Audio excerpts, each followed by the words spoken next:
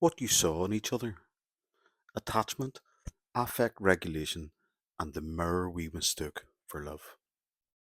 We saw something in each other that wasn't real, and yet it was real enough to destroy us. The narcissist saw someone who would never leave, a vessel, a mirror, a perfect object. Not perfect in achievement or appearance, maybe, but in compliance. The survivor would bend, would attune, would merge without resistance, would regulate without demanding anything back.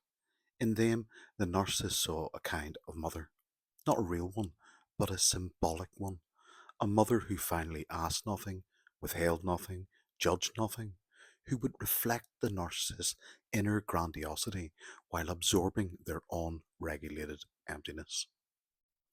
The survivor saw something else, not a child, not at first, but a force, a presence, a gaze that said, I see you, I choose you, I will never disappear. It wasn't safety exactly, but it was mimicked so well that the body responded anyway. The right hemisphere lit up, the affective nervous system began to co regulate.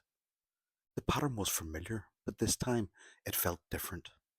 Finally, the survivor thought, here is someone who can handle the full intensity of my love, my need, my depth, my ache.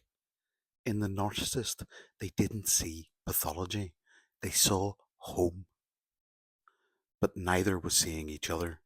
They were seeing projections formed in infancy, mirrored through trauma, confirmed through pattern repetition. Both were reenacting early attachment trauma, shaped by what Dr. Alan Shore calls the interactive regulation of emotion, or its failure. When early caregivers are misattuned, the child doesn't just feel unloved, they feel unreal.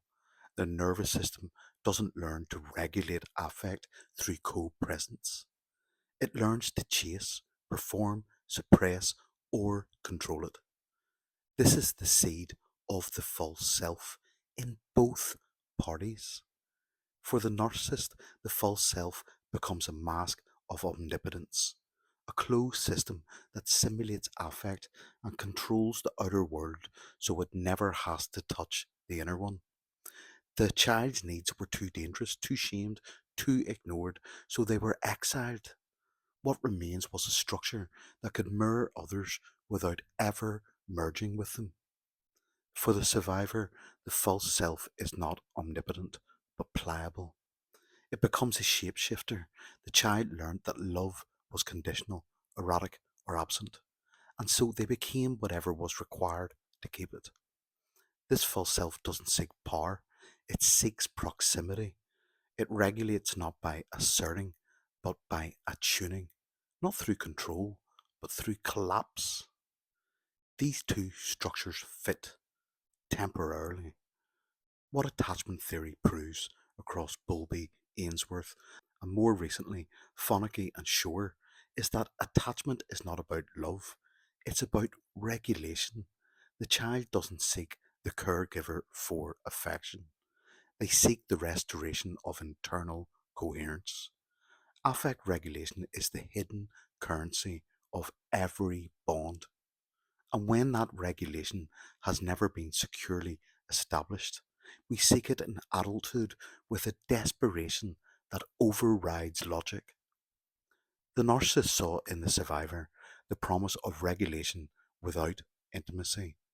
The survivor saw in the narcissist the promise of intimacy without abandonment.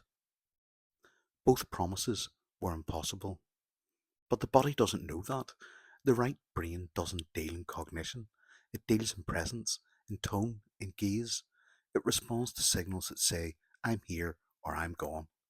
The narcissist's early mirroring mimicked presence. Their eventual withdrawal mimicked death. And the survivor's collapse wasn't a breakup. It was a somatic flashback to primary misattunement. This is why it hurts so much, why it still hurts, why it wasn't just a relationship. What we saw in each other was unfinished loops, Survival adaptations. The narcissist sought containment without vulnerability. The survivor sought belonging without annihilation. And in the beginning, it seemed, for a moment, they both might finally get what they were denied. That moment was a lie, but its symbolic power was not. This inspection reveals the truth.